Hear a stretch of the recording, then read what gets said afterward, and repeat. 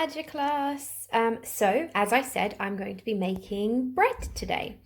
So here is my recipe book. I am making a white dough, but we're actually going to add some lemon zest to my dough to make lemon rolls. So this is my dough recipe. As you can see, it is in grams rather than cups measures, so I need to use a set of scales.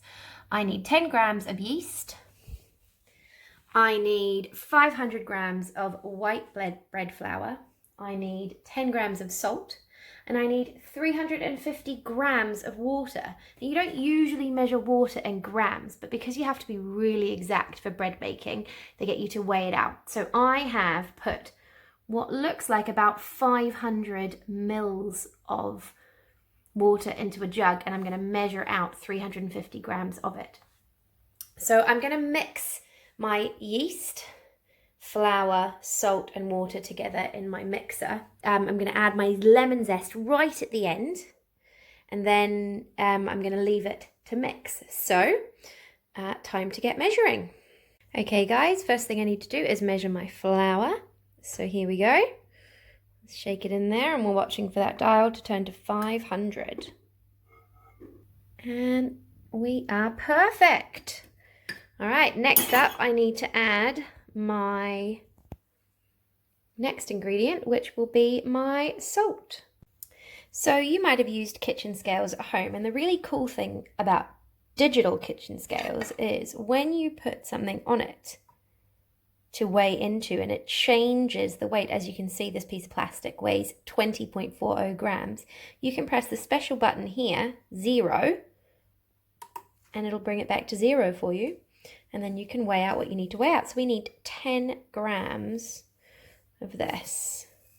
Only 0.1 of a gram too much, so I'm going to leave it there. We're going to put our salt over here in with our flour. Something important about bread making is you don't want your salt and your yeast to mix straight away, because your salt can kill your yeast. So I usually like to use fresh yeast, but as we can't go to the supermarket to buy any, we're using dried. So here we go.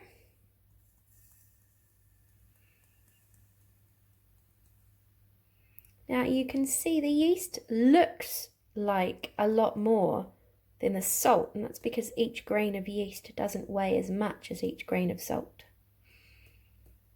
Keep going. Ooh.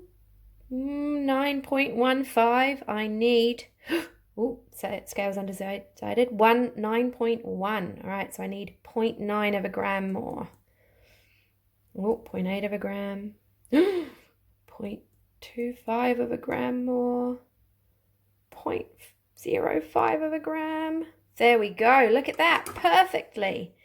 Now we're going to add that to this side. And the last thing that I need to get ready is my water. And I'm going to add that slowly. So where's my... Ooh, I'm going to put my bowl over here into my mixer. Ooh, ooh, ooh. Here we go.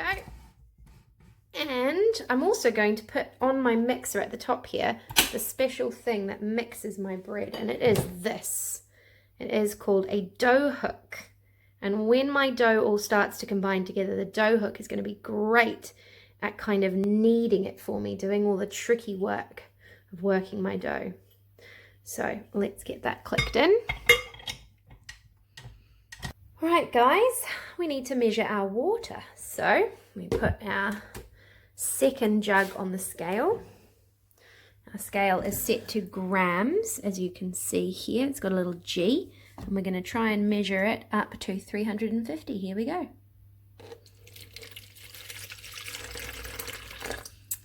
Ooh, 211. So I need 9, which will bring me to 20, 220, and then 30. So 39 will bring me to 250 and 100. So 139 more. Ooh.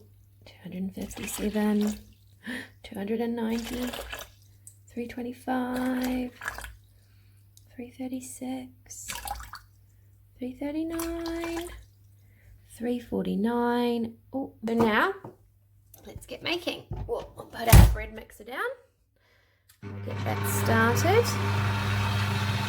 Start pouring our water in.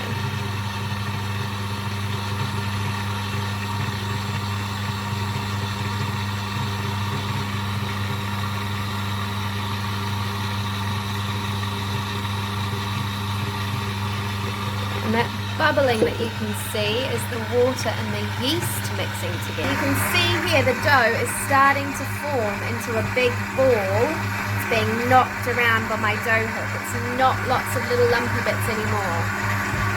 Right, so now that it's started to form into a bit of a ball, I've got to turn my mixer up, which I've done, and I've got to leave it mixing like this. You can see it flinging my dough around and really mixing it up. Got to keep doing this for another 6 or 7 minutes. So the clever thing in my kitchen for setting that up, Alexa, set a timer for 6 minutes. 6 minutes, starting now. And while that's going, I'm going to get my lemon zested. Okay guys, I actually did lemon and lime, and now it's time to add it in to our dough.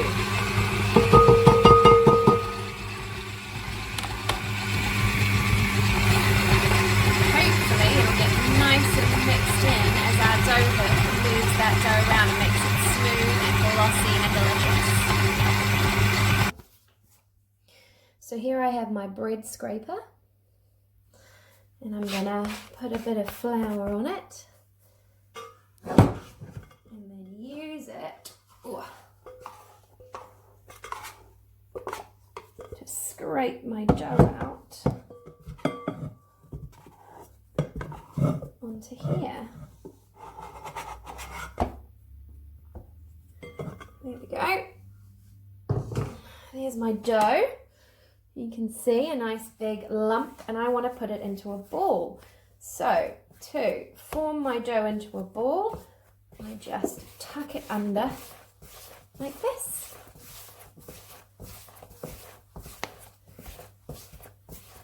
Until I get a nice round ball shape, and then I can pop it into my bowl, and I will be leaving it in this bowl with a towel on top. Here we go, there it is.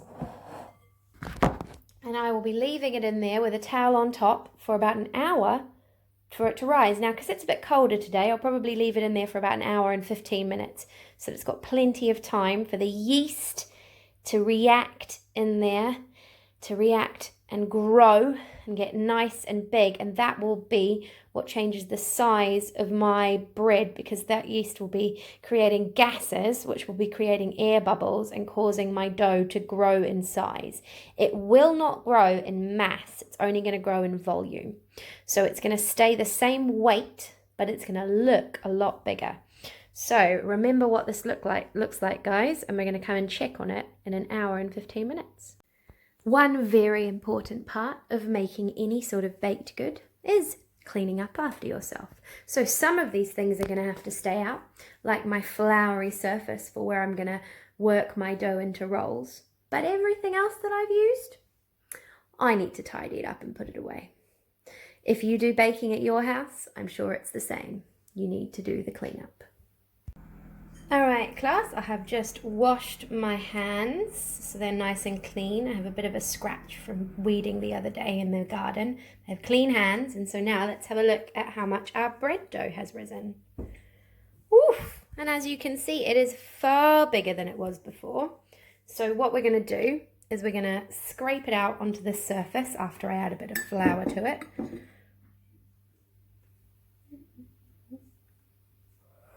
And I'll just spread that out a little bit. There we go.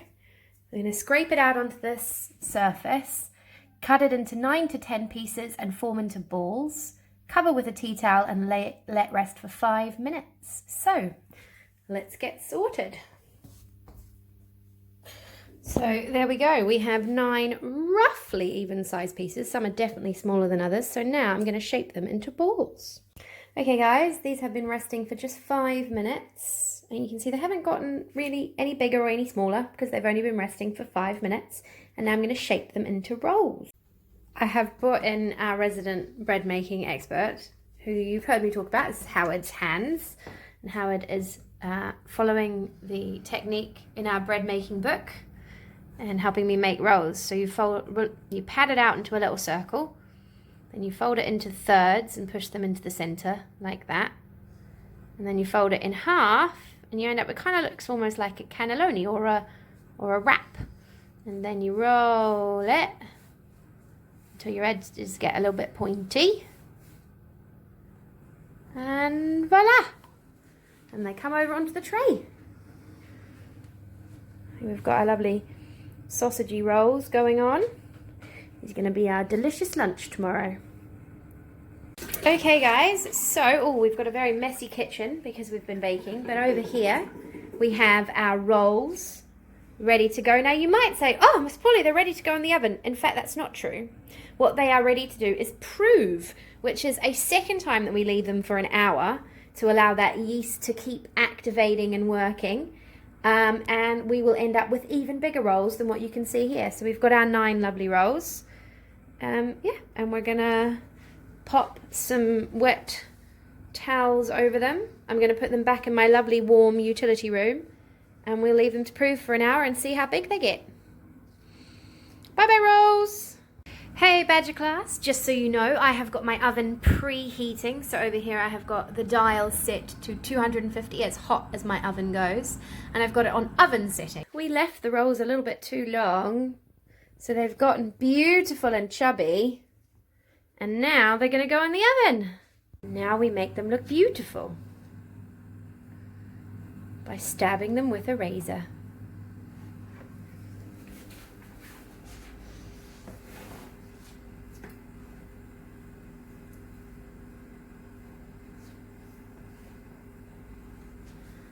All done. Time to bake. 10 minutes in a very hot oven. Hold on.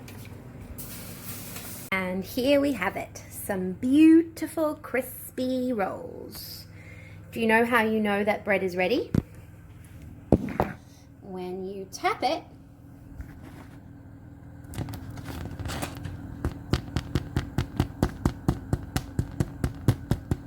it makes a hollow sound.